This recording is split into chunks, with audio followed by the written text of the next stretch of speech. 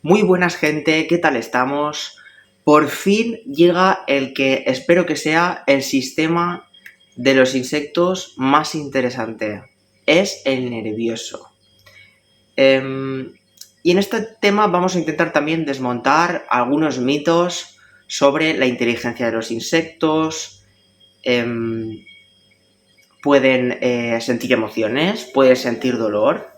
¿Deberíamos tener consideraciones éticas que no estamos teniendo en el campo de la entomología a la hora de tratar con insectos? Porque al año, entre granjas, etcétera, sacrificamos creo que son 3 trillones, 3.000 trillones, varios trillones de insectos.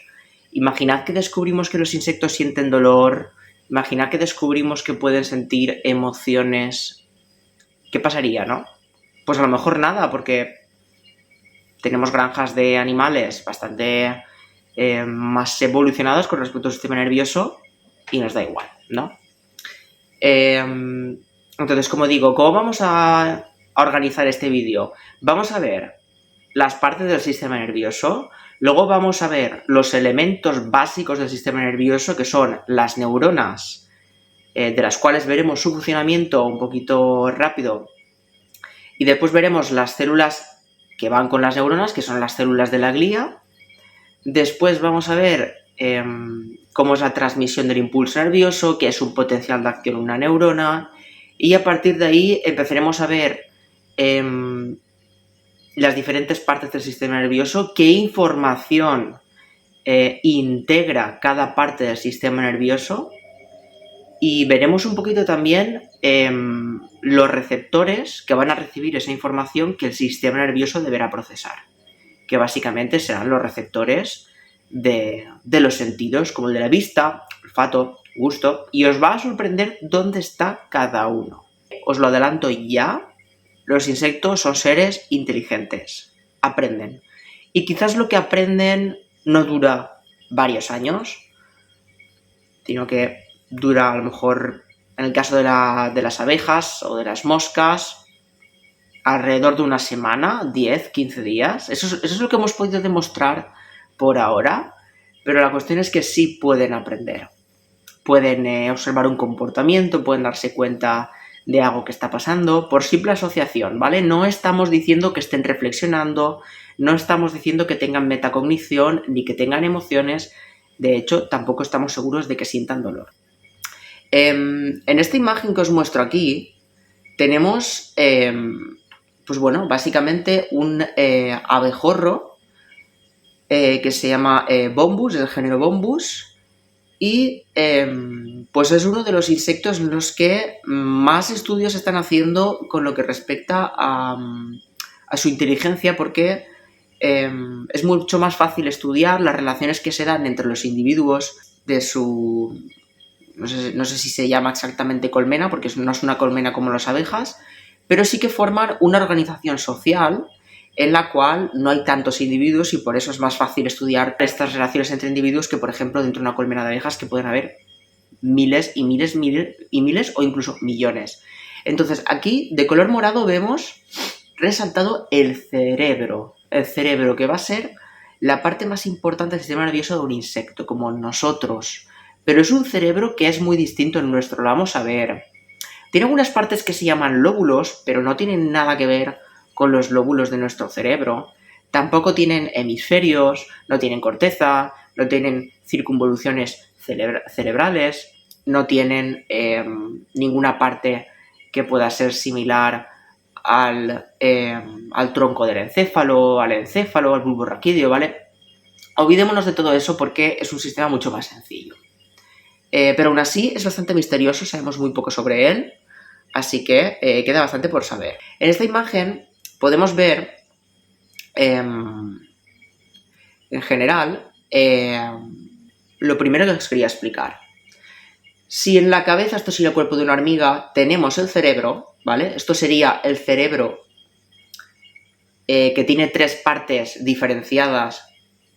Básicamente veremos las funciones que más o menos tiene cada parte, pero no vamos a estudiar todas las partes dentro de cada parte porque eso ya es demasiado específico. Tenemos cerebro que es básicamente unos ganglios bastante engrosados. Ahí están la mayor parte de las neuronas del cuerpo del insecto. Y después del cerebro, esas neuronas que normalmente empiezan en el cerebro, luego cuando veamos las partes veremos cuando hablemos de somas, de axones, pero los somas de las neuronas están casi todos en el cerebro y luego van viajando, moviéndose. También hay neuronas que empiezan desde los ganglios, ¿vale? Hay un poco de todo, pero normalmente están en el cerebro. Y vemos que se van extendiendo a lo largo del cuerpo de forma que van formando una especie de ganglios en varias partes del cuerpo. Hay varios ganglios en el tórax, varios ganglios en el abdomen, y de cada ganglio, de forma más o menos simétrica hacia cada lado del cuerpo, se extienden unos nervios, ¿de acuerdo? En los insectos podemos distinguir tres partes del sistema nervioso. El sistema nervioso central, el periférico y el visceral. El central es el cerebro y todos los ganglios principales del cuerpo, más o menos, ¿de acuerdo? Y va a integrar las funciones principales del cuerpo.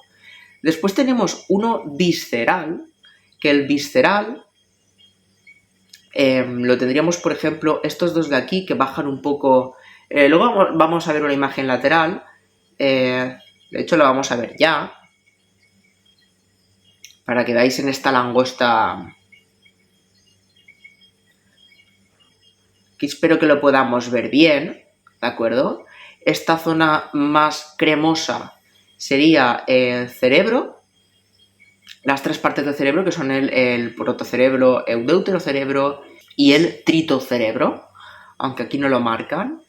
Entonces vemos que después del cerebro, este sistema nervioso se va hacia abajo, no se queda de forma dorsal, sino que ya viaja por el tórax de forma ventral, una vez empieza a salir de la cabeza, y justamente por debajo donde están más o menos el inicio del sistema digestivo, donde se van a producir se van a producir la saliva, etcétera, donde está la boca, empezamos a tener un ganglio subesofágico. Eso ya es del sistema nervioso visceral, que inerva sobre todo, pues, el estómago. Por ejemplo, aquí tenemos estos nervios que van inervando todo el sistema digestivo.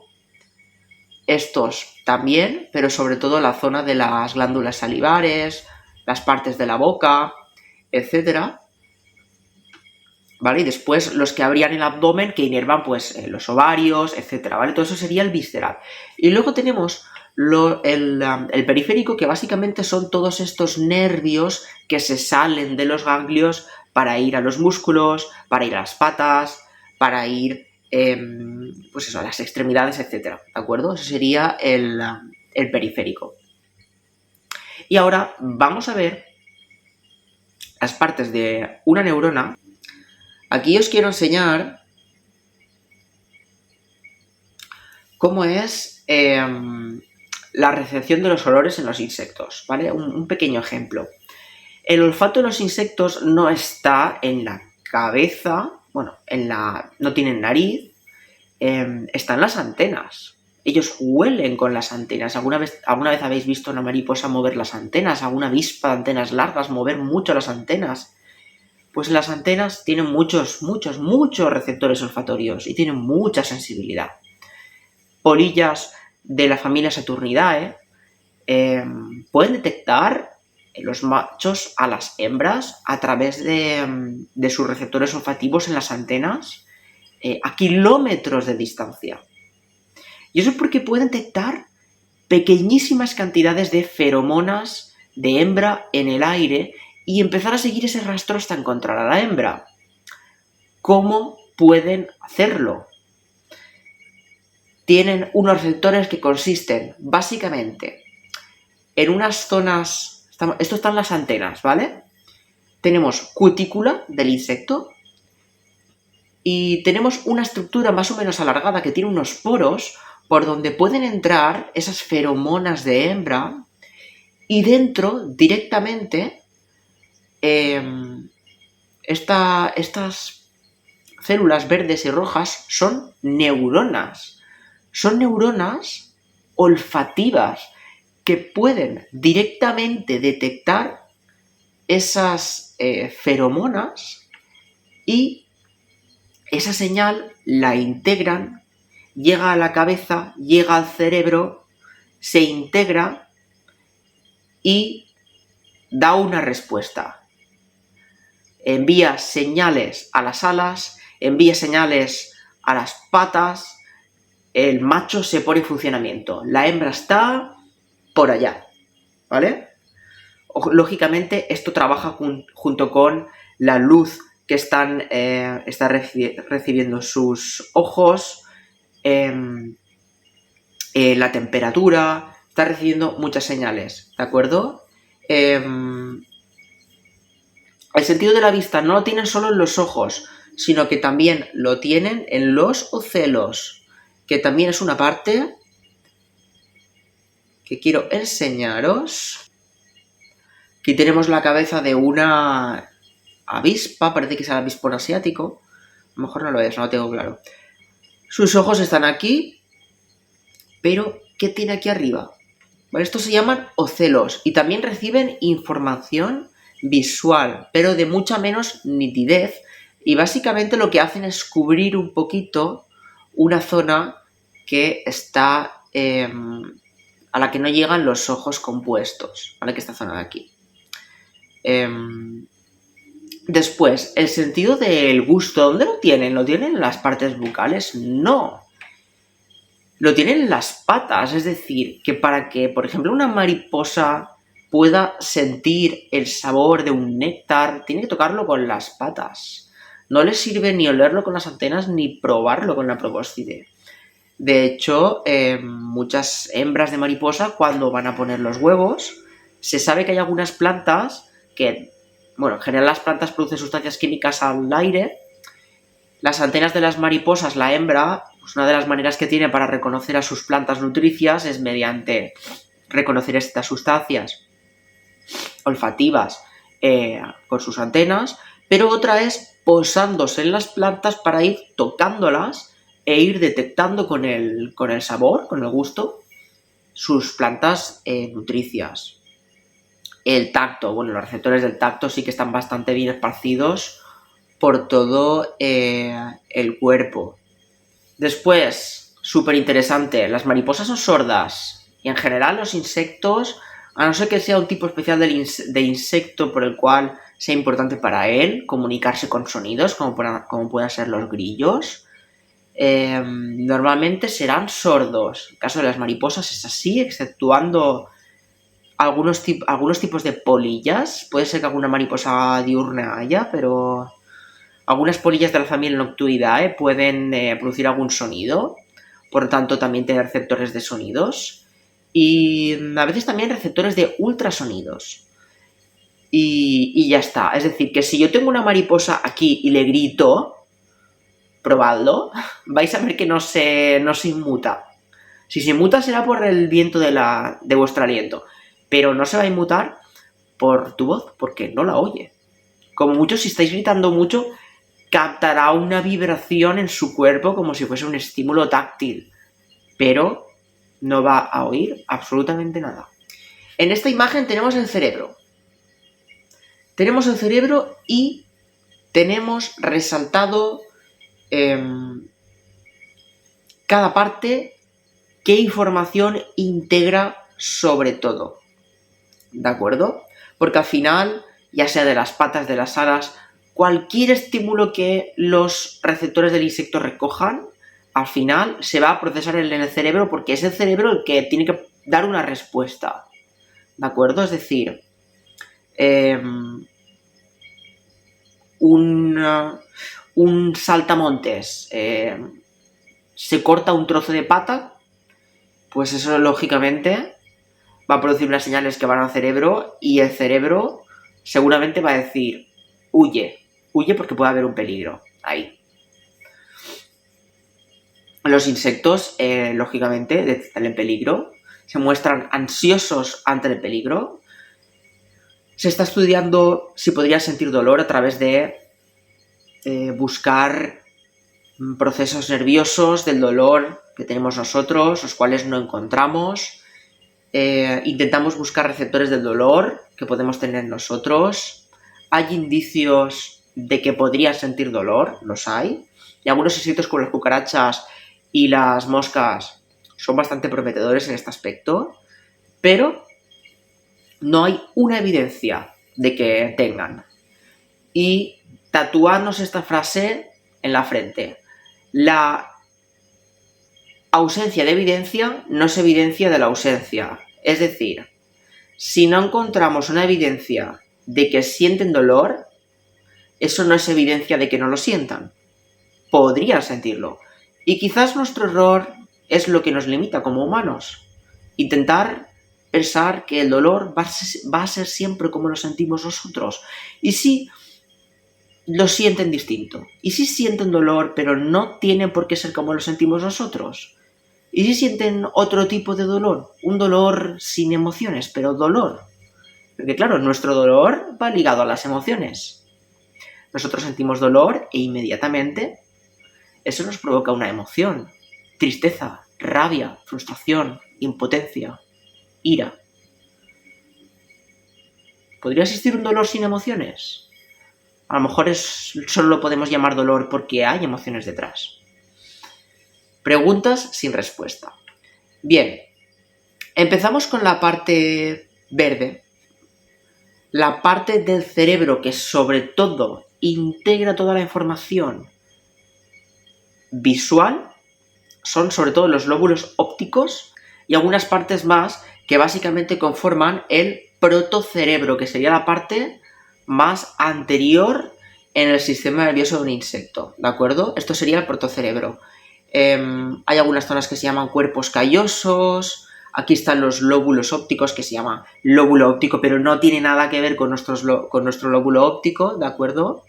Y aquí finalmente estaría el ojo compuesto, ¿de acuerdo? O sea que dentro del ojo compuesto ya hay una parte importante del cerebro que está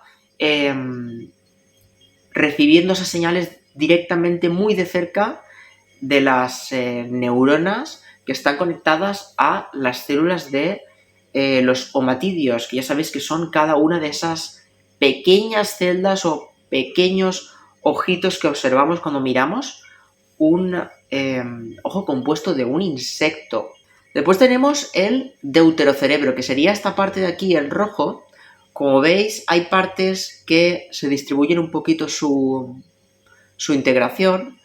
Esta parte de aquí sobre todo integra los estímulos que vienen de las antenas, es decir, los estímulos olfatorios. Y después tenemos esta parte de aquí que sería el tritocerebro, que básicamente se encarga de las partes bucales, controlar que se produzca la saliva, controlar sensaciones mecanosensoriales de las antenas, mecanosensoriales de la boca, de la cabeza en general, de las maxilas, ¿de acuerdo? Y básicamente sería lo que principalmente integran. Y después ya, si nos vamos a los ganglios del cuerpo, pues lógicamente los ganglios del tórax van a controlar sobre todo información táctil de las patas. La información del gusto en las patas va a viajar y va a llegar a este centro olfatorio también del cerebro y va a pasar por los ganglios.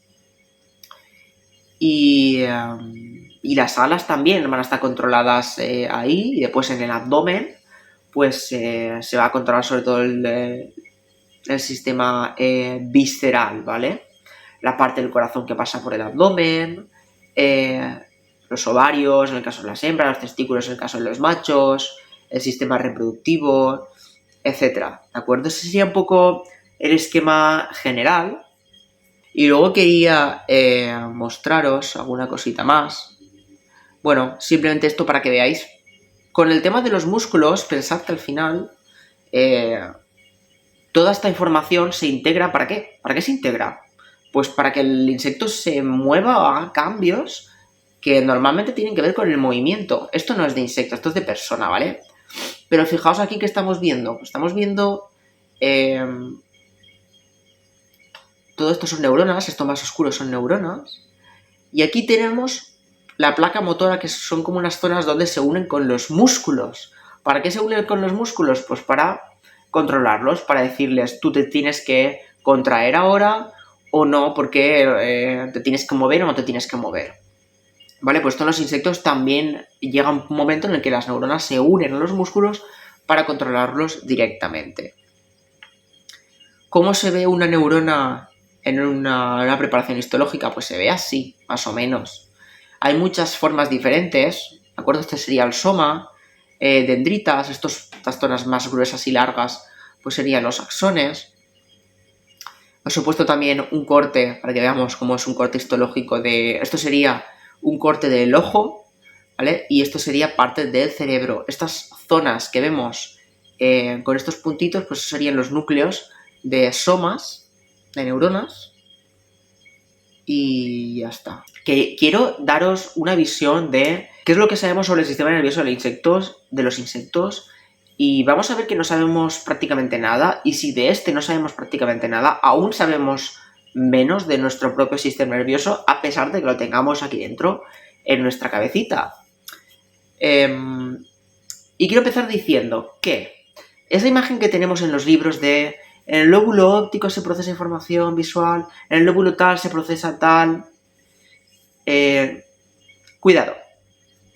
En personas que les falta alguna parte del cerebro, bien físicamente o bien porque está lesionada, observamos que el resto del cerebro suple la función de la parte que le falta. ¿Cómo? No lo sabemos muy bien. El tema es que ocurre. Por lo tanto, el cerebro es un órgano misterioso increíble que es capaz de hacer funciones, es capaz de reorganizarse de formas inesperadas y misteriosas para hacer las mismas funciones, falten partes o no. Lógicamente hay partes más irreemplazables, pero podría ser que ocurra lo mismo en el sistema nervioso de los insectos. ¿Qué es lo último que sabemos del sistema nervioso de los insectos? Pues fijaos, os quiero enseñar esta imagen. Esto es una recreación tridimensional. Para hacer esta imagen se tardó 12 años. Esto es de un estudio del 2023 en el cual se consiguió mapear la distribución y las conexiones de todas las neuronas del cerebro de una larva. Este cuerpo que vemos aquí es de una larva de mosca de la fruta. Una larva que es como un gusanito de unos pocos milímetros. No sé si mide 1 milímetro o algo así. Y cada bolita es el soma de una neurona. Y estos cables pues serían los axones de las neuronas que viajan por todo el cuerpo hasta llegar a la parte final. Tiene unas 3030 neuronas aproximadamente, lo cual es 1.000.000 de veces más pequeño que el cerebro de un ratón. Y es la primera vez que conseguimos mapear las neuronas de un cerebro completo de un animal. Y es de una mosca de la fruta, de una larva, ni siquiera un adulto, y es el 2023, tardamos 12 años. Estamos a años luz de conseguir hacer lo mismo para un ratón, y ni hablar de para hacerlo con nosotros mismos, y muchísimo menos de poder llegar a comprender cosas más complejas. Esto ya nos hace ver varias cosas, ¿verdad? En esta otra imagen, qué interesante, cada puntito de aquí en el centro lo que está representando es una neurona, y estas líneas lo que están representando es todas las conexiones que cada neurona tiene con las demás. Eso es algo que es que no os podéis imaginar del trabajo que lleva. O sea, esto son miles de horas de muchas personas en el laboratorio, cortando cuerpos de larvas, preparando cortes histológicos, trabajo de ordenador, muchísimo trabajo. ¿Y qué tenemos aquí alrededor en forma de anillo? Pues estos son todas las formas posibles que pueden tener las neuronas en esta larva de la mosca de la fruta. Y vemos que tiene formas como muy locas, ¿verdad? Formas que no nos recuerdan demasiado en general a neuronas humanas. Por cierto, no os lo he dicho, pero dependiendo del tipo de insecto, el sistema nervioso tiene algunas variaciones, como por ejemplo, pueden faltar algunos ganglios pueden estar fusionados en la zona del abdomen, el cerebro generalmente sí que está más conservado, pero pueden haber algunos cambios, sobre todo en los insectos más primitivos, ¿vale? Bueno, y esto que se me olvidaba, pues es básicamente cómo funcionaría la recepción de un estímulo mecánico. Se recibe en la cutícula, epidermis, hay un cuerpo de neuronas, recibe la información, esto viaja a través de un axón hacia los ganglios del cuerpo y llega hasta una zona un ganglio del tórax, por ejemplo, imaginemos que es de una pata, y inmediatamente eso ya puede dar la respuesta de controlar el músculo y que se mueva, ¿no? Fijaos, en este experimento que os voy a mostrar aquí, se demuestra que las abejas, las moscas, pueden aprender como un perro, o nosotros mismos, como por lo que respecta al condicionamiento clásico de Pavlov. Vale, os lo explico. No he encontrado la imagen de ese experimento, pero básicamente es un experimento entre moscas de la fruta, ¿vale? Que es uno de los insectos más estudiados en este tema de la neurología de insectos. Básicamente, se coge a un macho de mosca de la fruta y se lo pinta de un color verde, ¿vale? Esto se repite varias veces, ¿vale? Para entrenar a una hembra. Entonces hay una hembra que se pone con este macho para que se aparee. Pero hay otra hembra que está observando, encerrada sin poder oler nada, ¿vale? Está simplemente encerrada y se le pone para que observe, ¿vale? Esto se repite varias veces para que observe varias veces exactamente lo mismo. Estas son hembras fértiles y machos fértiles. La hembra que está con el macho verde, nosotros de antemano hacemos que sea infértil, ¿vale? Le ponemos una hembra infértil. ¿Para qué? Porque el macho no podrá aparearse con la hembra. Y la otra hembra lo está observando. ¿Pensáis que tendrá algún tipo de respuesta? ¿Se dará cuenta de algo? Pues increíblemente sí. La misma hembra, cuando es soltada y se la pone con machos pintados artificialmente de color verde, no quiere aparearse con ellos. Lo que hace es buscar machos de color normal para aparearse con ellos.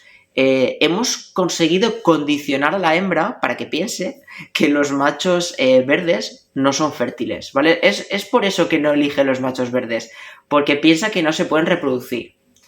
Es bastante comparable lo que ocurre a veces con las personas, ¿no? ¿Qué tendrá esta persona, no? Que no tiene pareja. Pues no tiene pareja, algo tendrá. Si la han rechazado tantas personas, algo tendrá. Yo no me voy a arriesgar. Pues lo mismo seguramente pensó esta mosca. No. No podemos argumentar a partir de este experimento que la mosca haya tenido ese proceso de pensamiento, porque eso es reflexionar sobre el propio saber. Eso es un proceso de metacognición. No está demostrado que los insectos lo tengan. Hay pequeñitos indicios, estudios donde se intenta ver si los insectos, y a veces ocurre, si los insectos consideran sus probabilidades de éxito en una empresa, por ejemplo, intentar atrapar una presa, una mantis que tenga mucha hambre y dice, hostia, me arriesgo yo a capturar este escorpión, pero me puede matar, pero me arriesgo. A ver, experimentos que intentan ver si los insectos tienen en cuenta lo que saben, lo que pueden hacer, lo que no pueden hacer. Hay algunos pequeños indicios, ¿vale? Pero no podemos decirlo.